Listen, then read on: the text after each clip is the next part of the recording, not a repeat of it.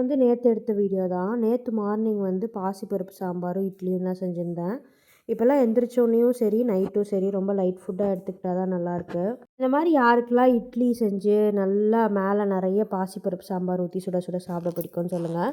Next day வந்து அமாவாசைன்றனால இன்றைக்கே செஞ்சிடலான்னு சொல்லி ப்ரானும் ரோகு மீனும் தான் எடுத்திருந்தோம். ப்ரான் வந்து தொக்கு மாதிரி செஞ்சுருந்தேன். கொஞ்சம் மீன் எடுத்து நான் அடுத்த நாள் குழம்பு வைக்கலான்னு சொல்லி எடுத்து ஃப்ரிட்ஜில் வச்சிட்டேன். மீதி இந்த நடு பீஸ் எல்லாமே வந்து ஃப்ரைக்காக பரட்டி வச்சிட்டேன். ஏன்னா ஹஸ்பண்ட் வந்து ரொம்ப நாளாக பருப்பு ரசம் கேட்டுட்டு இருந்தார்.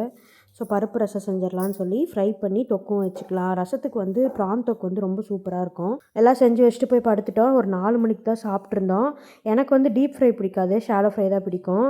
இன்றைக்கி ஃபுல்லாக ஆதிரன் சாப்பிட்றதுக்குள்ள சம்பவமாக பண்ணிகிட்டு இருந்தேன். உண்டியல் எடுத்து தண்ணியில் போட்டான். ஸோ உண்டியலை உடச்சி எல்லாத்தையும் எடுத்து இது பண்ண வேண்டியதாக போயிடுச்சு.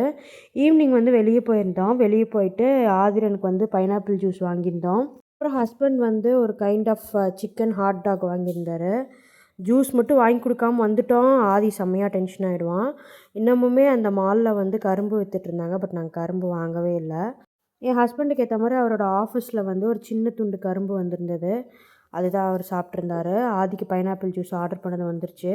ரொம்ப டெடிக்கேட்டடாக அதை குடிப்பான். யாருக்குமே தரமாட்டான். எங்களை கூட அந்த ஷேரிங்க்கு சேர்த்துக்க மாட்டான். அதே மாதிரி அதில் வந்து ஃபுல்லாக குடித்து முடிக்கிற வரைக்கும் அந்த ஸ்ட்ராலேருந்து வாயே எடுக்க மாட்டான். யாராச்சும் பிடுங்கிடுவாங்களோன்னு. வீட்டுக்கு வந்து அன்றைக்கி ரொம்ப டயர்டாக இருந்தது. ஸோ நான் எதுவுமே செய்யலை. ஹஸ்பண்ட் தான் அவருக்கு வந்து சட்னி செஞ்சுக்கிட்டாரு. உளுந்து சட்னி, இட்லி ஊற்றிருந்தாங்க. எனக்கு வந்து தோசை வேணும்னு சொல்லி அதே சாம்பாருக்கு வந்து நான் நைட்டு வந்து தோசையும் பாசிப்பருப்பு சாம்பாரும் தான் சாப்பிட்ருந்தேன். எனக்கு பாசிப்பருப்பு சாம்பார்னால் ரொம்ப பிடிக்கும். எனக்கு சட்னி வந்து சாப்பிட்டா நெஞ்சு கறிக்கிற மாதிரி ஆயிடுது. அதனால நான் சாம்பார் தான் சாப்பிட்ருந்தேன். அப்புறம் ஆஸ் யூஷுவல் குங்குமப்பூ பால் குடிச்சிட்டு தூங்கிட்டேன். பாய்.